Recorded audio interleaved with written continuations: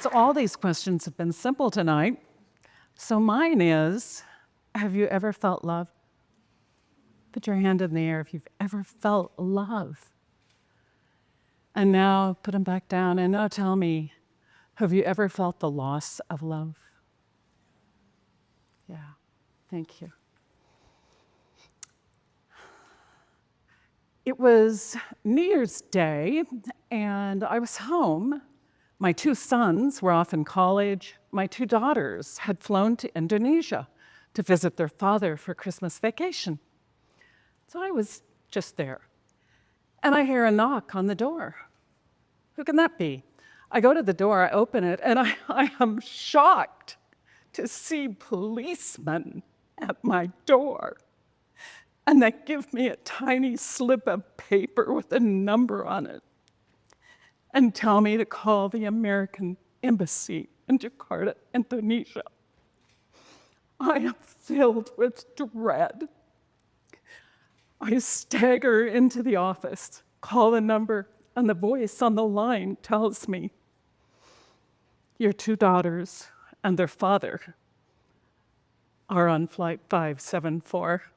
The plane is missing. When I heard that word, missing, the room began to run away from me, and it got smaller and smaller as if I was looking at it through a telescope from the wrong end. And blackness surrounded me, swirling.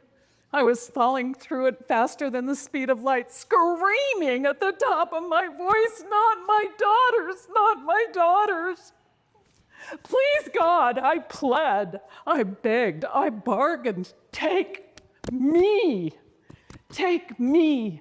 And in that moment, I would joyously have died. But there was no answer.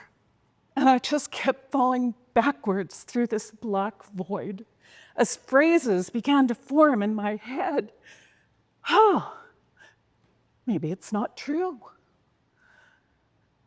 And suddenly, from the darkness, a voice does speak to me very clearly and says, no, it's true. But I was still hopeful, and I thought, but maybe they're alive. But the same voice replied, no, they're not. I am horrified. I let them go to Indonesia. It's my fault. But the voice says, it's not in your control. I'm devastated. I've bargained, pled, had hope, I've denied, and I have nothing left in me. I barely have life force. But a final phrase forms.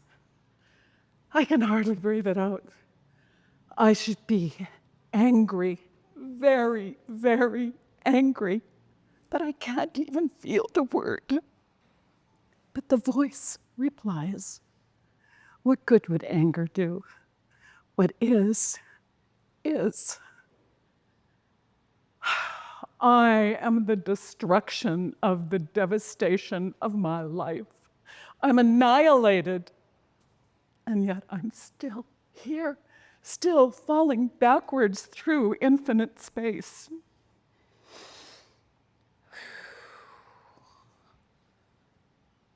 I'm stopped. I'm in the middle of a galactic black space. It stretches infinitely in every direction. And even as I'm becoming startled, I become aware of a presence. And it's so huge. And it has no form, and yet it is palpable, and it is holding me and cradling me like I am the most divine child in the entire world. I feel love suffusing every atom of my body. And in that moment, this grace crowded out my grief. And I was held and I was safe. Then the divine presence began imprinting knowings down into me, into my soul. Knowings about life, about death, about the beyond.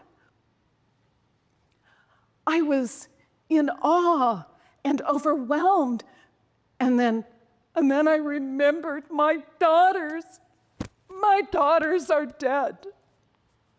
And the divine presence gave me one more knowing. Everything is in perfection. And in that moment, my loss, my trauma that's so huge, was reconciled into being a perfect small part of a gigantic, perfect picture. And I was reconciled. I rested in the arms of the divine presence in perfect love and perfect peace. I hit the floor. I'm so startled. I'm back in 3D reality. And I thought I was going to stay with the divine presence forever. And even as I'm getting adjusted back to this new information, I feel inside of me that love is still present in me, that grace is still inside of me in this 3D world. But even as I'm connecting to that, my grief washes back over me in a tsunami that drowns everything. My grief and my grace were both gigantic, and both of them were struggling to go inside of me, a too small container. I didn't know if I could hold one of them, and I'm being asked to hold both, grief and grace. How will I hold this paradox? So I invite you tonight to consider the possibility that we require moments of our destruction in order to have access to our moments of awakening. I had been an atheist. I'd gotten married. My husband and I had lived internationally. We'd moved all over the world. We'd had 4 kids in 3.5 years. We were married 20 years. We got divorced. I came back to Oregon. He came to Indonesia. Everything in my life was actually very good on that day, that New Year's Day, that new day of new possibilities, until that knock on the door. My sons were in grief. I was in grief. We were surrounded by grief. And yet, even in that very first moment, when I came back to 3D reality, I knew I also had this connection to divine presence and love inside of me. Despite being devastated, I was still holding that love. From that point on, my life became a journey of having to learn how to love the paradox of living with both grief and grace. I had to learn to live with my tears, and I had to learn how to live with my love and my grace and my laughter. And I have become both things. They are me. They have integrated. They are present. When you see me, you see them. I am them. So I'd like to invite you into looking at what your possibility is. When you can step into the idea that you, while you're living your life with all of its ups and its downs and its dramas, you're simultaneously connected to a much greater universal love. While I was with the divine presence, I was given a gift.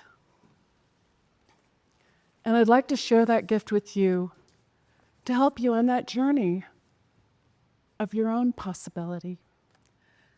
So if it feels right to you, you could put your hand on your heart. I'd like to have you close your eyes, and I'd like you to hear every word at a soul level. And when I'm done, I'd like you to hold the silence so that we can let the reverence be present. You are unfathomably loved with a love that exceeds human comprehension. You are celebrated.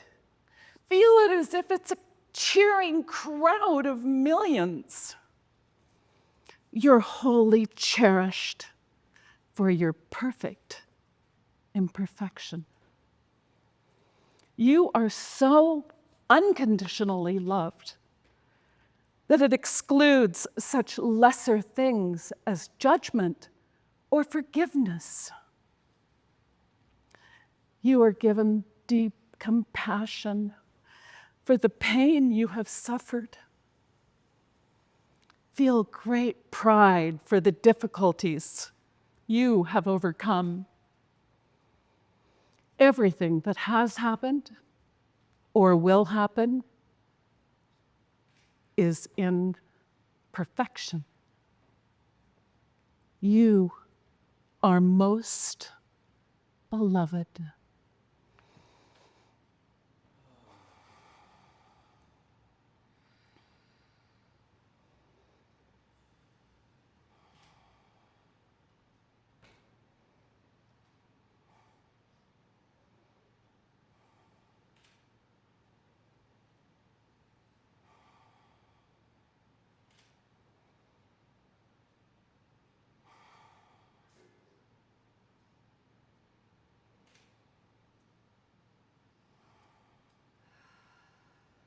Thank you.